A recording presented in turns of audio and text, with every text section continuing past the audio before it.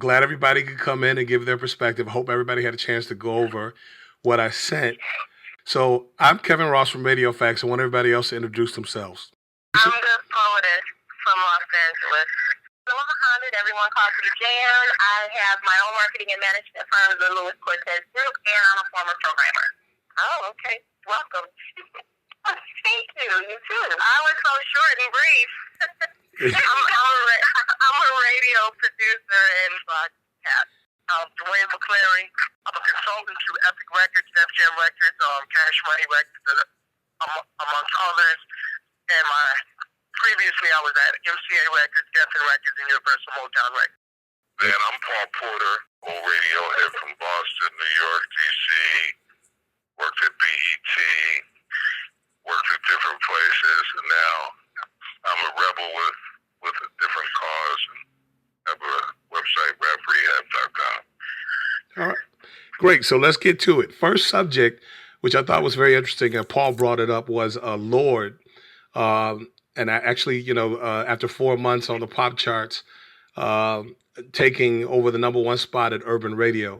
And the content of the song is what interests me, but I wanted to get Paul, your perspective first as to why you think that happened. Well, I mean, to me, it's quite different. I've been tracking records since the inception of BDS and SoundScan, and have kept everyone, and it's just a different day now where a record that goes pop first months ahead of it, the time it gets spinning on Urban, goes to Urban Radio. It turns out to be a #1 record, and the content in the record is basically poking fun at, a lot of the things, the elements of urban or black radio today. So I thought it was different, the content of the record and how it happened, and especially since the Maklemore record during his Grammys time won Grammys, but didn't get black radio spins, with Lorde being,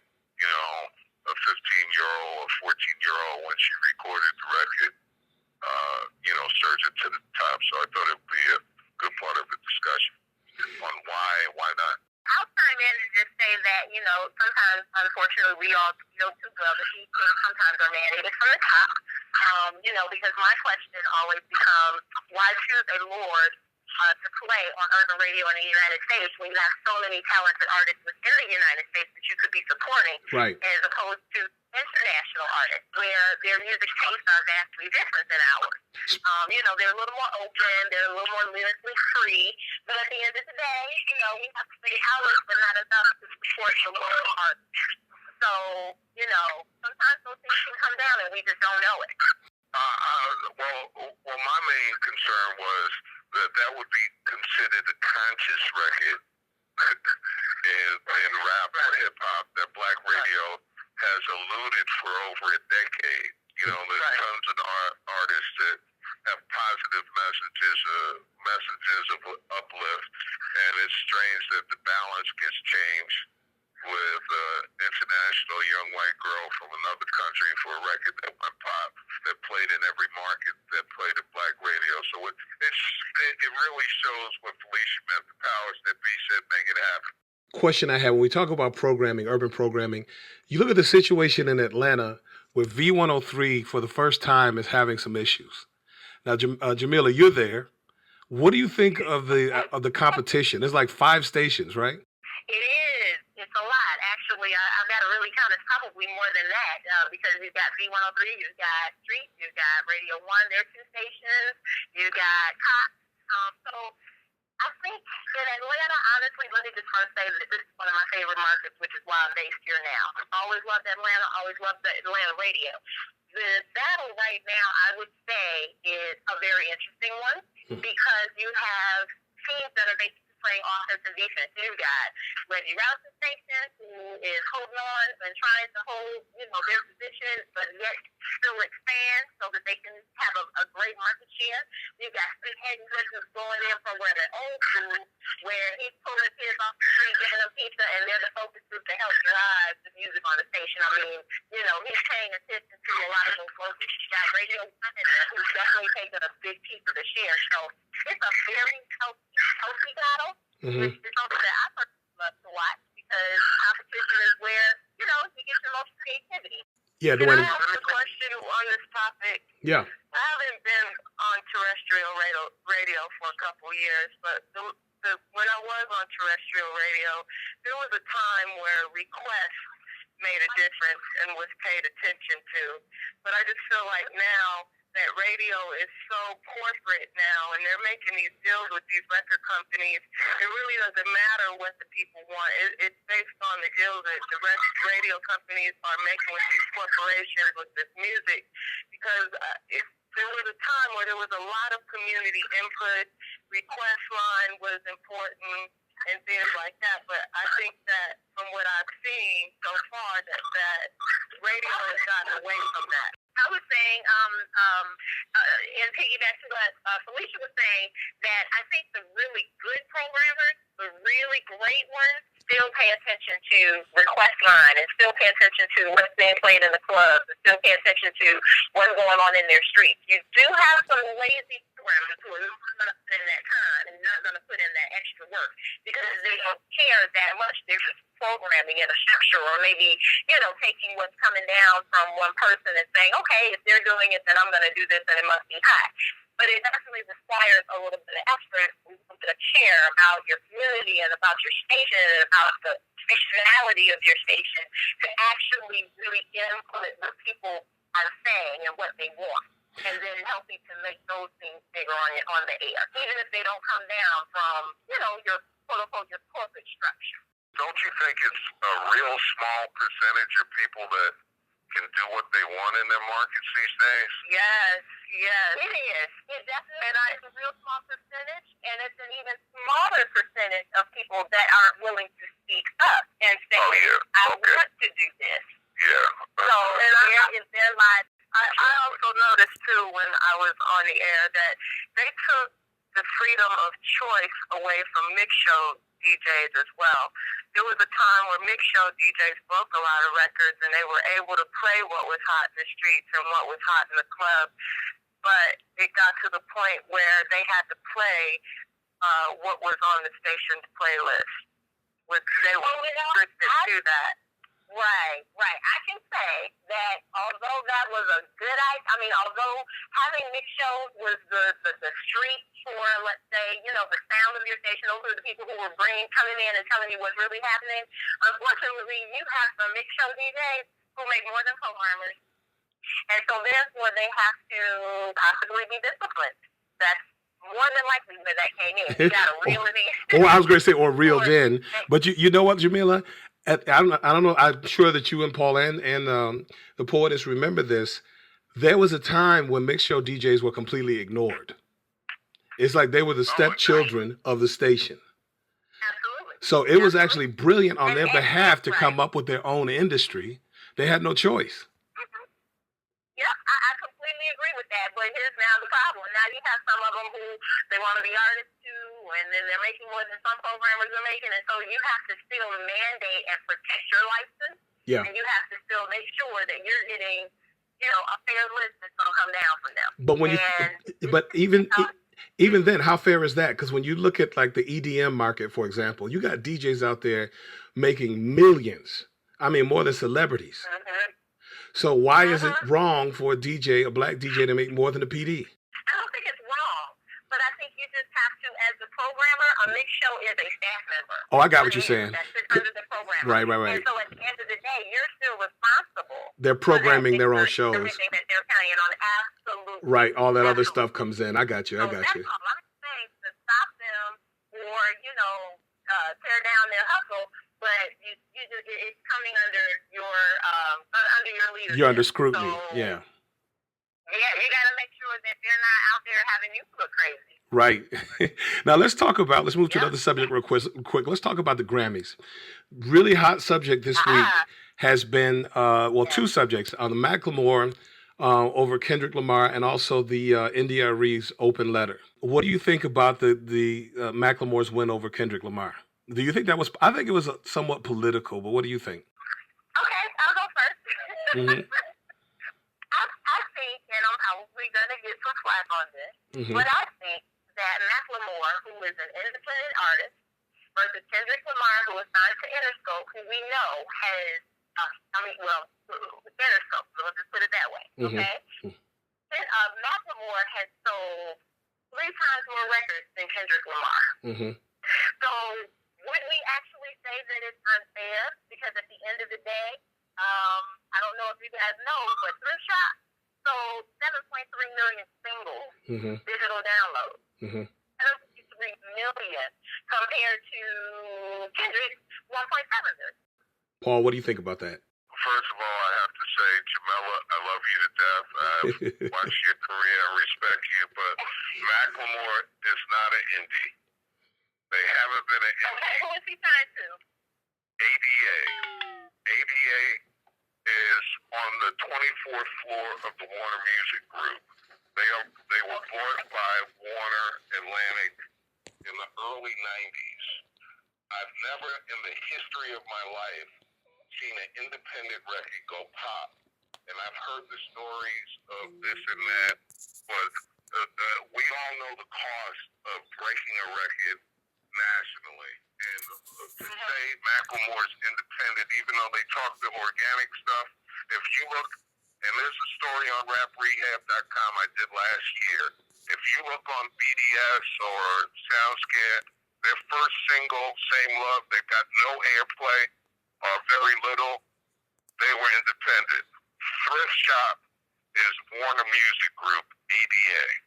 So let's not get it confused. They have the big money and the big dollars of Atlantic and promotion to make that record happen. Because I think a lot of folks are confused and they think you can walk into a radio station and get play in, the 200 markets. It's not going to happen without a major. I've never seen it. No, I get that. I have just never seen that label. And even on iTunes, I mean, it's still that they're independently released. So but ADA is part of Warner Music Group. Yeah, no, okay. they were bought. They are in the building. I do business in the building, and they have an office and a huge budget. And I'm reading right now that the Grammy Awards are supposed to they have a body that votes on these records based on quality and not the sales of the record. So are these awards given out based on people's opinions, or is it political, or what? When you think about it, what black rapper would have done a song and let the 30 straight and gay couples get married while they did the song on the Grammys? Maybe Kanye, but he would have gotten so much flack for it. And I did a piece in Radio Facts, and I said that I think that it is retribution for the extreme homophobia in the black hip-hop community. Mm-hmm. So do you believe that has something to do with him winning Yes. a Grammy over? That's why I say it's political, yeah. Because if And let me just say this. First of all, stand corrected. I am reading right now online that he's distributed by AMA, who's owned by Warner, but he has his own label. So let me just stand corrected and say that he's distributed by AMA. I mean, everybody has their own labels at majors. I mean, that's not the truth. Not everybody, but Well, I mean, a lot of people. Yeah, I had a whole question. How are we defining hip hop in this day and age, though? You know what I mean? It seems like they flipped the whole meaning of the music, the culture. Hip hop is hip hop the same as it was maybe 10 or 15 years ago? I mean, because I don't know. I just feel like people have changed the definition of hip hop, and because I don't think Nicki Minaj or people like that are hip hop. I think they're pop. So, have we changed that genre? Well, I mean, you also have to consider that we're older now. So, and the music industry is a youth-driven industry. So it's based on whatever's happening. So we also have to ask yourself, have you just lost your taste or do you not have the taste for today's music? Is that fair? No, I disagree with that because hip hop originally was based on the beat, the lyrics, the consciousness of the lyrics, the lifestyle, the culture, and I don't really see that anymore in terms of seeing it in a mainstream. But there's still an underground culture that define hip hop in its original sense. Are we not allowing the industry to constantly change? I mean, it has to do that, right? It has to do that, but I think they're categorizing some of this music in the wrong. But I agree with you. Rap is rap. Rap doesn't necessarily have to be hip hop. Mm-hmm. So it could be pop rap. I want to ask another question about. I'll go back to Atlanta real quick and ask Jamillah a question. Steve Hegwood is doing something very different. And I interviewed him in Radio Facts, and we talked about how he's definitely going after that 18 to 34, which is what's hurting V103. If we were all programmers at a station, and you had somebody that was stable for 14 years, and this is not a dig on Reggie, but I'm just saying, we have a show that's solid for 14 years straight. Would you allow that show to change in a market that has where you have 4 or 5 other competitors? If he was winning, I wouldn't change a thing. Yeah. So if he's winning, you don't change your winning formula. However, there are different reasons as to why people leave stations, and it may not have anything to do with, his ratings on the air. I don't know that. However, in terms of Brian Cameron, I do know that from what I understand, they have just rehired Wanda back. They did. And so my assumption is that, okay, they made a change. They thought it was going to work. It could have been budgetary. It could have been, just a first choice. I'm not really sure. But, okay, go back and fix it. If it's still not right, if it's still not working, if it's still not happening and not getting you ratings, then yeah. You need to do it. So I understand that they rehired Wanda, and hopefully it'll get better. It would be kind of it is battle here in Atlanta. And that brings me to the next question. If a young person came up to you today, all of us, and they told you they wanted to get into radio, what would each one of you tell them? I would tell them to consider new media and internet and all this other, because a lot of people, millions of people are turning to internet streaming for their radio entertainment. So I would definitely encourage them to look into new media. You're listening to Radio Facts Radio from RadioFacts.com. Because it's the same 10 songs. I feel like a lot of the DJs on the air right now don't really know the music that they're playing too well, or they don't have anything much to say to the community. Yeah, so but they're police. With the internet, and various, radio programs, even on Sirius XM, there's more of a variety, more of a sense of freedom on those outlets. So I would definitely direct them to the new media of radio. Paul? Personally, I've said the same thing for over 10 years. It all depends what the talents are. I mean, in terms of radio, I love radio and I'll love it forever, but it's not the financially stable job that it used to be, and it's only going to get worse. And you got to have a lot of different things going along with it to make a good living. The days of the union shops and the big salaries, like Jamillah's there in Atlanta, and they pay the most money. I bet you the V103 staff is one of the highest paid staffs in the country by far when it comes to urban. And service broadcasting. Yeah, but and I know Jamillah dealt with payroll for part-timers at Radio 1, which was slave labor.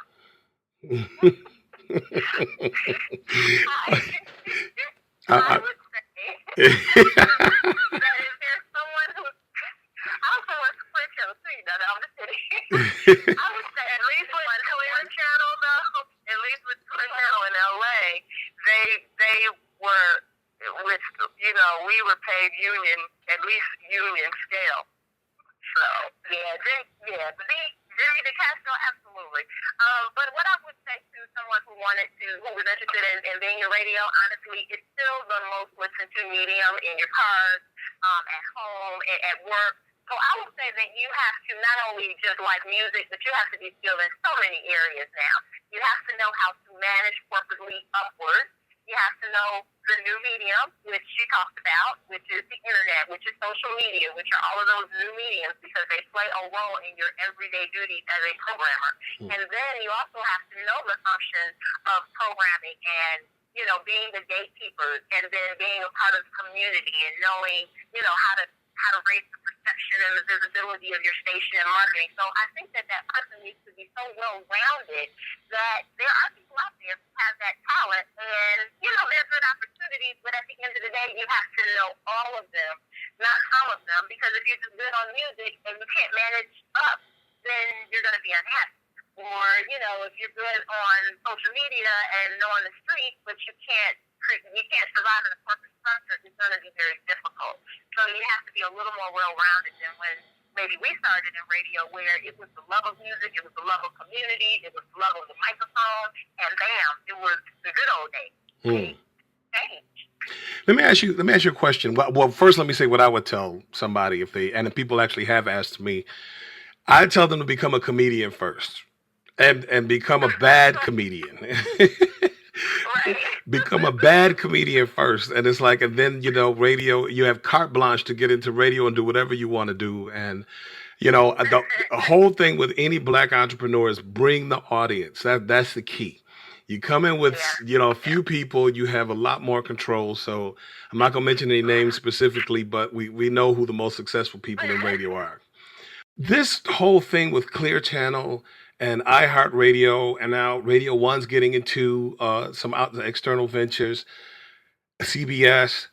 I don't quite understand how corporations are able to do the things that they're doing today. My greatest concern is that all the middlemen are going to be eliminated. And I think the DJs, record reps, the few that are left, I think that radio is working towards a formula where they deal directly with the labels and everybody else is gone. Do you guys agree? I can see some partnerships going that way from what we've been seeing, absolutely.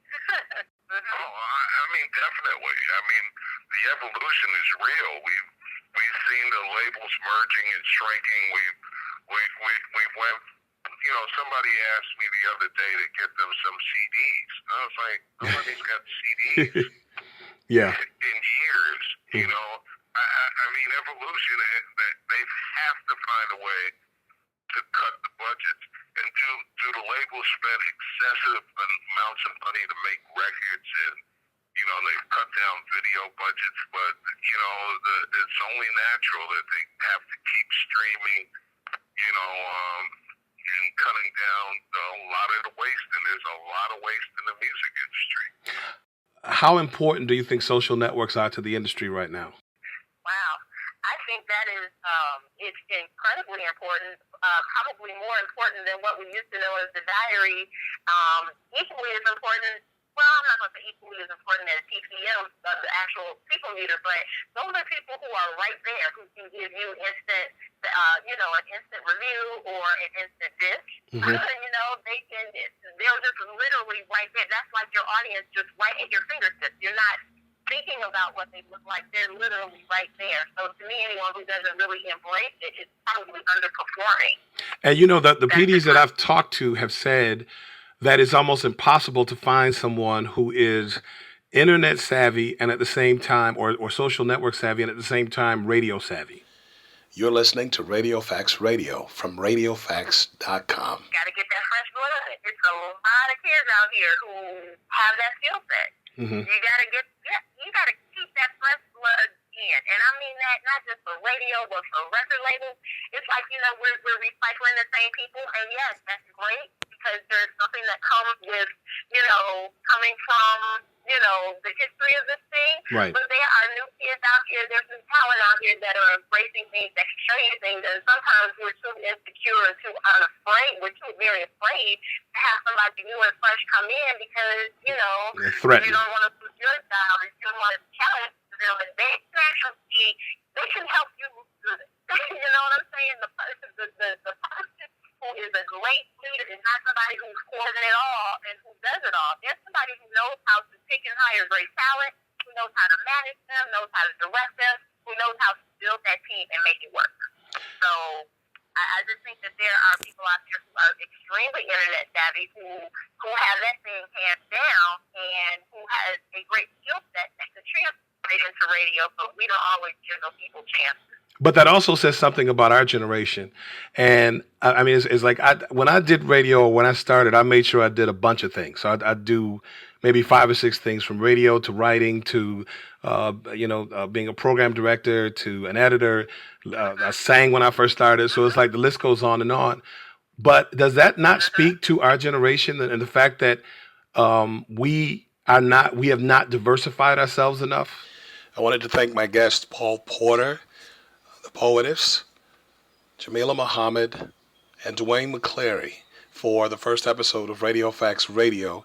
I know that I cut it short. There's actually more to this show, but I definitely wanted to get your opinion and get some input from you as to what you think of the show, what you think we could do to add to it, subtract from it. I'm really dedicated to making this happen, so feel free to email me, Kevin@radiofax.com, for the Radio Facts Radio Show. Thanks.